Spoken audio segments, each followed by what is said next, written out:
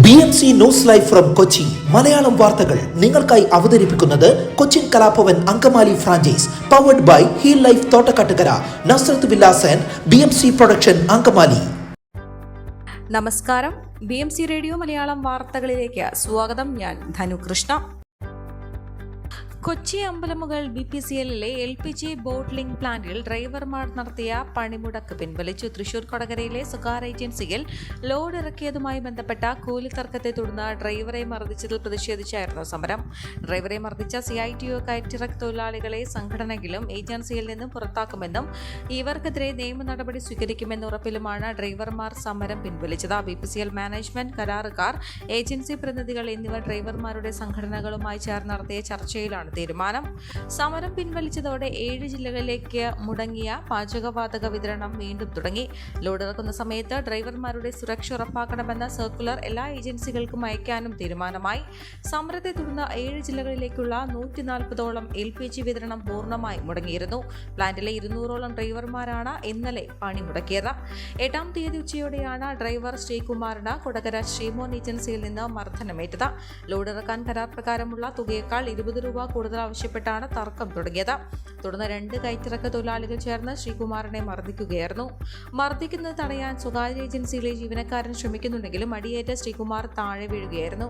ശ്രീകുമാർ താഴെ വീണ ശേഷവും മർദ്ദിക്കാൻ ശ്രമിച്ചപ്പോൾ സ്വകാര്യ ഏജൻസിയിലെ ജീവനക്കാരൻ CITO കയറ്റിറക്ക് തൊഴിലാളികളെ പിടിച്ചു മാറ്റുകയായിരുന്നു. തുടർന്ന് പരിക്കേറ്റ ശ്രീകുമാറിനെ കൊച്ചിയിലെ സ്വകാര്യ ആശുപത്രിയിൽ പ്രവേശിപ്പിച്ചു.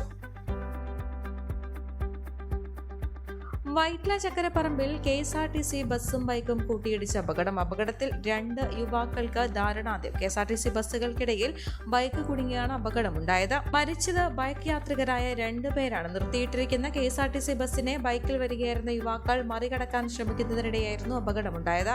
ബൈക്കിന് പുറകിലൂടെ വന്ന KSRTCയുടെ മൂകാംബിക തിരുവനന്തപുരം സൂപ്പർ ഡീലക്സ് ബസ്സിന്റെ അടിയിലേക്ക് ബൈക്ക് കുടുങ്ങുകയായിരുന്നു. എയർ ഇന്ത്യ എക്സ്പ്രസിലെ മിന്നൽ പണിമുടക്കിൽ നട്ടം തിരിഞ്ഞത് യാത്രക്കാർ മാത്രമല്ല, ട്രാവൽ ഏജൻസികളും ട്രാവൽ ടൂറിസം ഏജൻസികളെയും കാര്യമായി തന്നെ ഇത് ബാധിച്ചു. ഗൾഫ് മേഖലയിലേക്ക് ടിക്കറ്റ് എടുത്തവരെയാണ് പ്രതിസന്ധി കൂടുതൽ ബാധിച്ചതെന്ന് ട്രാവൽ ഏജന്റുമാർ പറഞ്ഞു. അതേസമയം സമരം അവസാനിച്ചത് ഇവർക്ക് വലിയ ആശ്വാസമായി മാറിയിരിക്കുകയാണ്.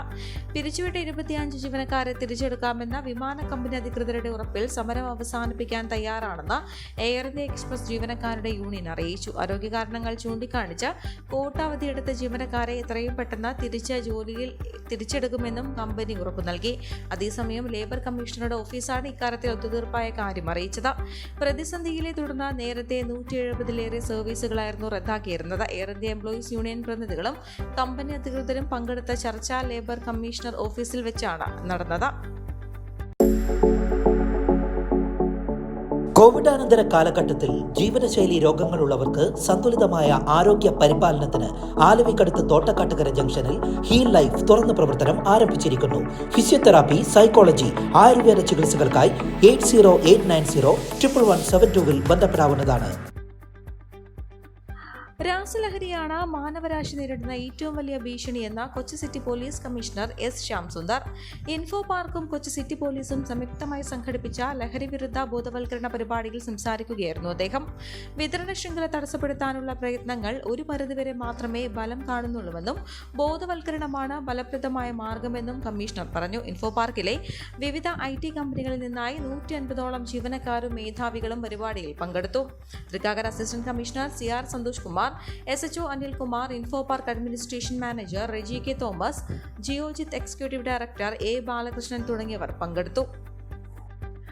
മത്സ്യബന്ധനം സുരക്ഷിതമാക്കുന്നതിന് പ്രാദേശിക കാലാവസ്ഥാ പ്രവചനം ഉപയോഗപ്രദമാകുമെന്ന് കൊച്ചി ശാസ്ത്ര സാങ്കേതിക സർവകലാശാലയും ഇന്ത്യൻ മീറ്റിയറോളജിക്കൽ ഡിപ്പാർട്ട്മെന്റും UKയിലെ സസെക്സ് സർവകലാശാലയും ചേർന്ന് നടത്തിയ പുതിയ പഠനത്തിൽ കണ്ടെത്തി. ഇത്തരം പ്രവചനങ്ങൾ കൊണ്ട് മത്സ്യത്തൊഴിലാളികൾക്ക് ബോട്ടുകൾ സുരക്ഷിതമായ സ്ഥലങ്ങളിൽ ഇറക്കാനും കരയ്ക്കടുപ്പിക്കാനും തീരത്തിനടുത്തുള്ള മത്സ്യലഭ്യതയുടെ സ്ഥലങ്ങൾ എന്നിവ കണ്ടെത്താനും കാറ്റും കോളുമുള്ള സമുദ്രമേഖലകൾ ഒഴിവാക്കാനും മോശമായ കാലാവസ്ഥയിൽ വേഗത്തിൽ മടങ്ങാനും സാധിക്കും. CUSAT advance centre for atmospheric radar research director professor Abhilash S. പറഞ്ഞു.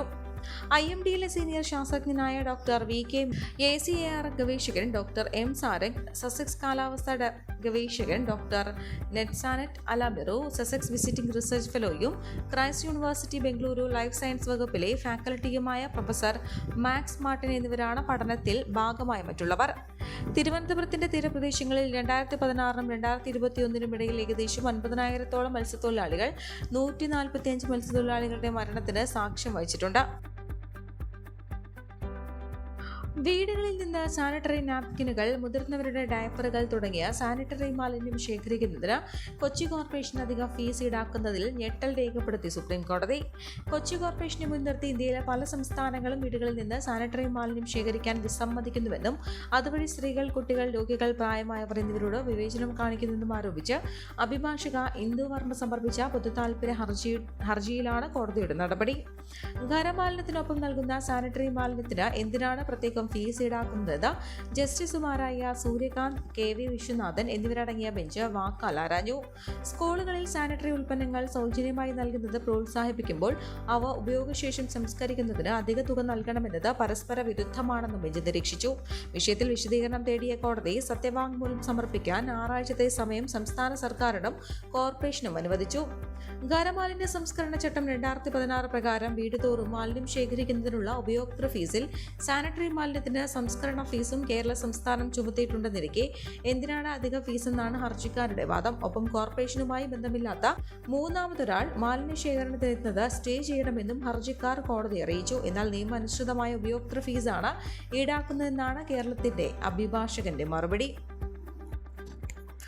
തോപ്പുംപടി പ്യാരി ജംഗ്ഷന് സമീപം നടപ്പാതയിൽ ഓടയ്ക്ക് മുകളിൽ പാകിയ കോൺക്രീറ്റ് സ്ലാബ് തകർന്ന് വീണ് യുവതി കാനയിൽ വീണു. നാട്ടുകാരാണ് യുവതിയെ ആഴമേറിയ കാനയിൽ നിന്ന് പുറത്തേക്കെടുത്തത്. വ്യാഴാഴ്ച വൈകിട്ട് 4:30-ഓടെയായിരുന്നു സംഭവം. ചെറിയ പരിക്ക് സംഭവിച്ച യുവതി പേര് വെളിപ്പെടുത്താതെ ഓട്ടോറിക്ഷയിൽ കയറി പോവുകയായിരുന്നു. നിരവധി യാത്രക്കാർ സഞ്ചരിക്കുന്ന മേഖലയിലെ സ്ലാബുകളുടെ ഗുണമേന്മയില്ലായ്മ വലിയ ദുരന്തത്തിനിടയാക്കുമെന്നും നാട്ടുകാർ ചൂണ്ടിക്കാട്ടി. 2 മാസം മുൻപ് തോപ്പുംപടിയിൽ ഒരു യുവാവും സ്ലാബ് തകർന്ന് ഓടയിൽ വീണിരുന്നു. ഈ വാർത്തയോടുകൂടെ BMC റേഡിയോ മലയാളം വാർത്തകൾ സമാപിക്കുന്നു. നന്ദി, നമസ്കാരം.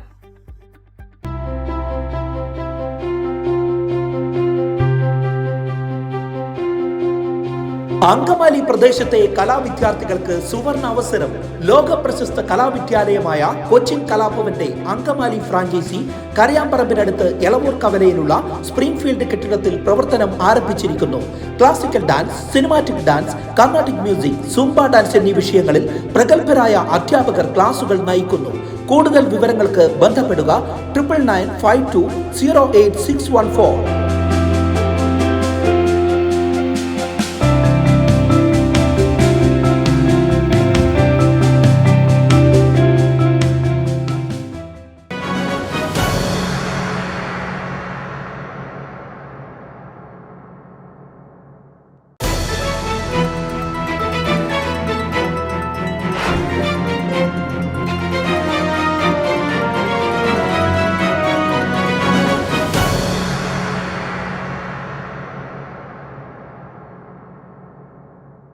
BMC news live from Kochi. Malayalam വാർത്തകൾ നിങ്ങൾക്കായി അവതരിപ്പിക്കുന്നത് Cochin Kalabhavan Angamaly franchise, powered by heal life Thottakkattukara, Nazareth villas and BMC production Angamaly.